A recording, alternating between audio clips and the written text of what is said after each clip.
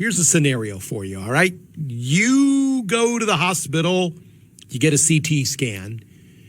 You're billed $4,065 for it, okay? A little bit later, maybe a couple weeks later, you're talking to a neighbor. Turns out he went to the hospital. He got a CT scan. He was billed $134 for it.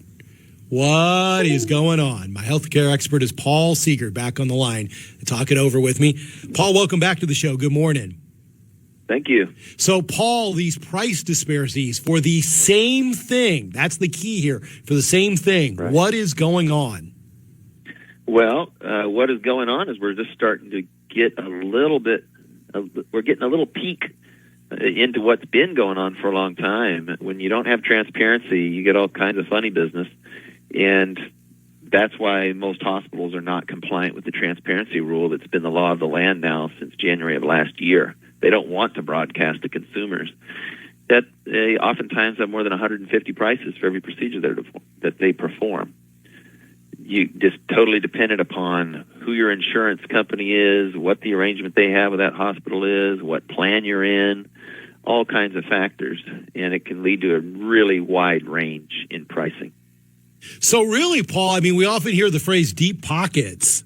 So what you're saying is hospitals figure out which payers got the deep pockets and who they can get the money out of, right?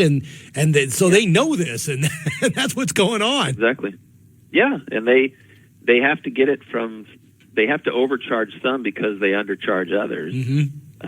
We've talked probably before about the whole issue with Medicare and Medicaid not reimbursing enough to cover the actual cost of care for their members. Yep. They lose money on those transactions, and they then have to turn around and overcharge other clients, commercial payers largely. And then you have insurance companies involved who the incentive for an insurance company changed wildly when the Affordable Care Act came in, because we told these insurance companies so long as they spent a certain 80 or 85 cents for every dollar they took in premium on a claim, they could keep the balance.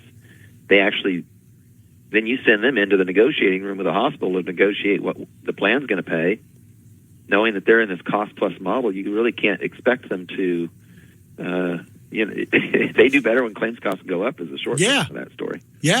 Yeah, absolutely. And part of this is, and you're right, Paul, I'm glad we're talking about transparency, because I feel like when it gets talked about, a lot of people in the public just think it's sort of a gimmick that people like you and I talk about, like, oh, sure, you just publish the prices and that'll help.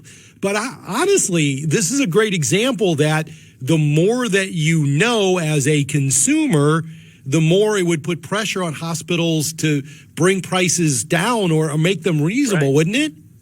Yes. I mean, we need free market forces that we do not have when you don't have information.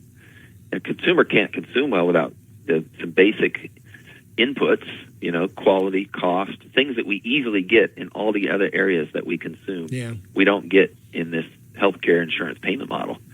So you've got all these folks running around trying to consume well, but you have a health plan where the co-pays and deductibles and your share of cost as a consumer have no relation to real cost. Right. Here. And you have the only thing you can go online and say, okay, here's all the in-network locations I can go for this thing I need. You don't have any idea, though, what are the arrangements between your insurance company and all those different locations, and you don't get rewarded for consuming well. Your share of cost is going to be the same regardless. And you can have a tenfold difference very commonly. All within a reasonable drive from your home, you can have a tenfold difference in cost. All in network, your insurer negotiated these prices, agreed to pay them, and you could go get an MRI for $287 or $700 or $7,000, and have no clue that that's going on behind the scenes, and then scratch your head at renewal. Why is my cost going up? Right. But here's the deal, Paul. This is the key question, because I'm one of those guys that I do like my health insurance, right? So I do like.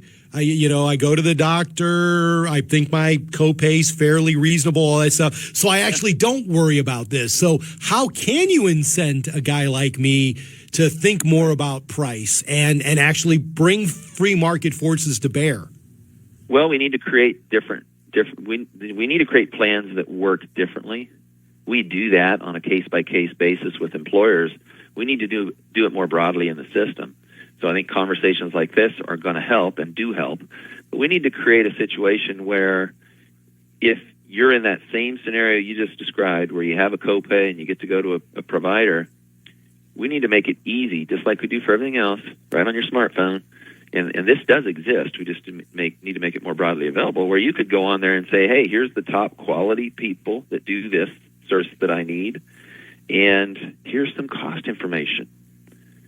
And if I go to the top quality providers who are also lower cost providers, you should get rewarded as a consumer. So we build health plans where when you make that good decision, you have no copay, no share of cost.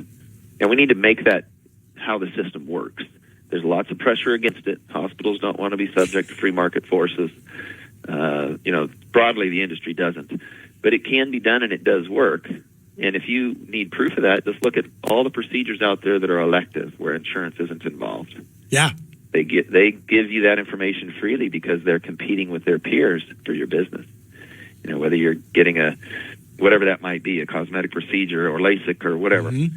They tell you right up front, here's my cost, here's how many I've done, here's my quality scores. They want to compete, and that's what we need. We need competition in this part of our economy. It's a fifth of our economy that really isn't subject to free market forces at this time. Man, it makes a whole lot of sense. That's why I like talking to Paul Seegert about this. He's managing partner at PCS Advisors, which is a health benefits consulting firm. Paul, thanks very much for talking with me.